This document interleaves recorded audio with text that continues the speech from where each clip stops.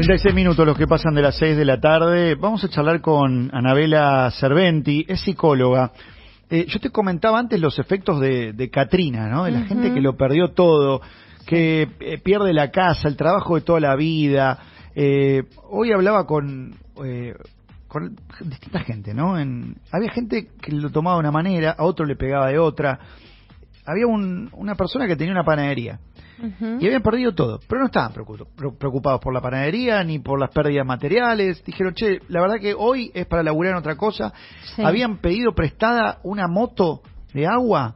Habían ido hasta un pueblo que estaba a 150 kilómetros para buscar moto de agua.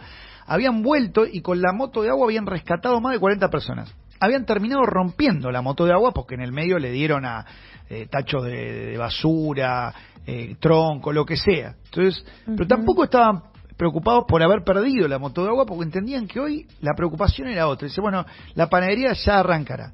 Y otra gente con la que hablé, que tenía una verdulería, estaba desahuciada, ¿viste? Decís, che, perdí mercadería, medio que estoy al día, compro, vendo y ahora perdí mercadería, tiré la mitad de lo que tenía, no sé cómo me voy a levantar de esto, mi casa está llena de barro.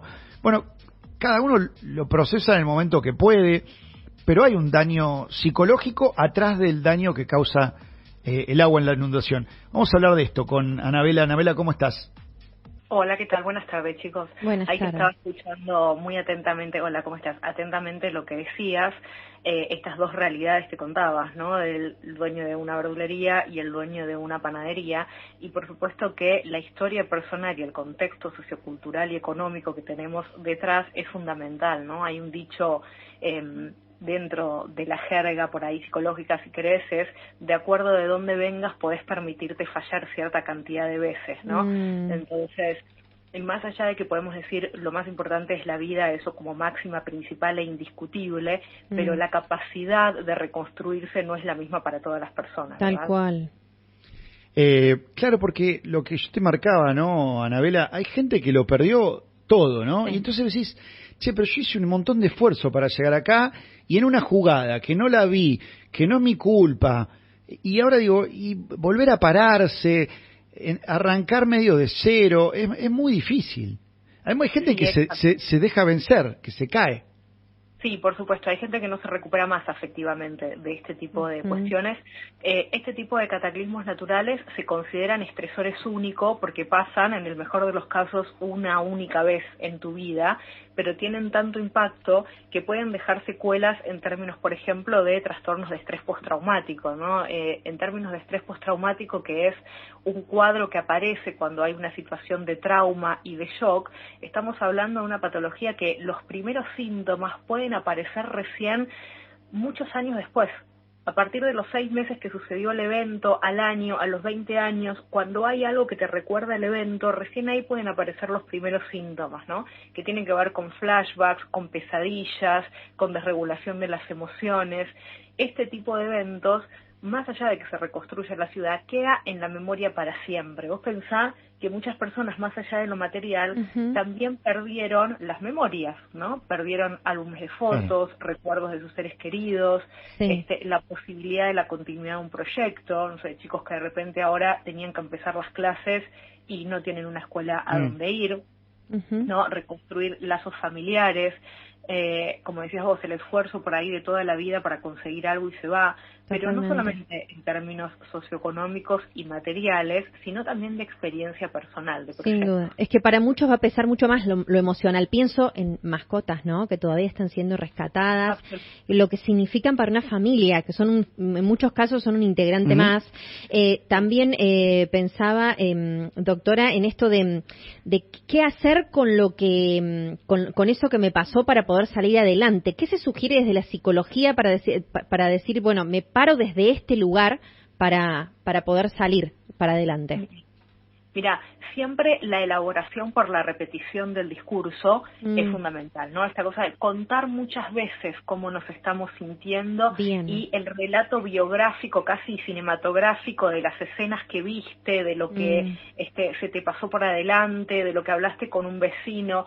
No dejar que eso se enquiste adentro de nosotros. Por eso después de las tragedias suelen aparecer en la comunidad muchos grupos terapéuticos para que la gente pueda acudir, porque esto es muy importante, es fundamental. Palabras, ¿no? A veces las personas no están tan acostumbradas a trabajarlo desde el discurso, y hay distintas técnicas como la terapia narrativa, que trabaja a partir de la escritura, como la musicoterapia, como terapias como MDR, que trabajan específicamente con situaciones de trauma, ¿no? Hay muchos abordajes más lúdicos, pero el punto es no dejar que esto se enquiste en nosotros. Bien, ¿no? eso para quienes, hablas de muchas opciones y herramientas, incluso lúdicas, para quienes tienen la posibilidad. Ahora, para quienes no, hablas algo clave, el ponerle palabras. Y después somos también responsables como adultos, después nos hablarás de lo que tiene que ver con la niñez, la infancia y el recuerdo que les va a quedar, ¿no? También. Pero al contar también ya un poco lo despegamos y evitamos también somatizarlo más adelante. Y por otra parte también pensaba si puede llegar a servir el elegir cómo me cuento esto, porque después va a formar parte del recuerdo que me quede, ¿no? De alguna manera somos también parte del relato de lo que nos pasó. Ahí está, me engancho en lo que decías, Mel. Convertirse en el protagonista, porque si uno es la víctima, si uno está muy bien lo que dice Mel, porque en qué hagas, voy de nuevo. ¿Qué construcción hagas, de qué rol jugás en esa historia, si sos la víctima o sos el héroe? Digo, también, vos decís, me tocó esta, pero yo me paré bien, la peleé y salí parado, a pesar de la desgracia, ¿no? Claro, mirar la mitad del vaso lleno. Es decir, viste, cuando uno dice, no sé, pienso, me pasó tal cosa, perdí tal cosa, pero bueno, no, por suerte esto se salvó y estamos vivos y demás. Claro, mira, te voy a decir 3 cosas con respecto a todo esto que estaban diciendo ustedes recién, ¿no? Primero, respecto de la atención en salud mental respecto a estos temas, no nos olvidemos que nosotros estamos en un país donde el acceso a la salud es público, ¿no? Y siempre en los hospitales, en distintas fundaciones, en salas, ¿sí? Hay grupos y hay personal trabajando en estos términos, ¿no? Incluso Cruz Roja despliega muchas acciones de esto. Entonces, es cuestión de enterarse y de hacer correr la voz de qué dispositivos están disponibles, incluso de manera online, para que las personas accedan, que te aseguro que hay un montón.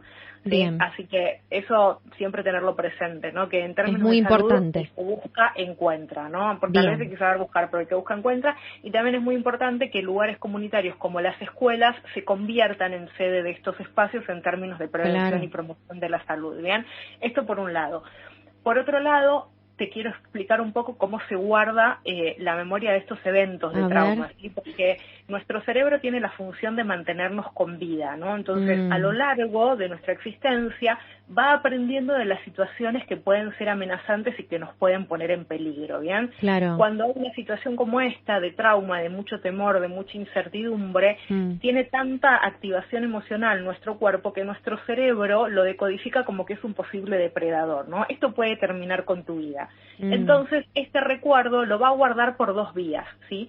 Una vía rápida, que es la memoria de pregnancia emocional, ¿sí? Que es la que se va a activar para tu supervivencia, y tu memoria biográfica, que es la que te va a permitir hacer el relato un poco más desafectado. Bien. Cuando hay una situación de trauma, cuando vos contás este relato o cuando aparecen indicios, no sé, la próxima vez que llueve, por ejemplo, ¿no? Que se parecen a la situación que vos pasaste, el problema es que cuando hay un trauma se activa exactamente la misma emoción que viviste en el momento que te produjo eso, ¿no? Claro. Entonces, no es tan fácil a veces hacer el relato de ver el vaso medio lleno, porque justamente nuestro cerebro activa la supervivencia, ¿no? Salí de ahí porque esto puede terminar con tu vida, ¿no? Entonces, más allá de que tengamos la intención, hay todo un sistema de supervivencia que se activa muy a pesar de nosotros, ¿no? Eso por un lado. Totalmente.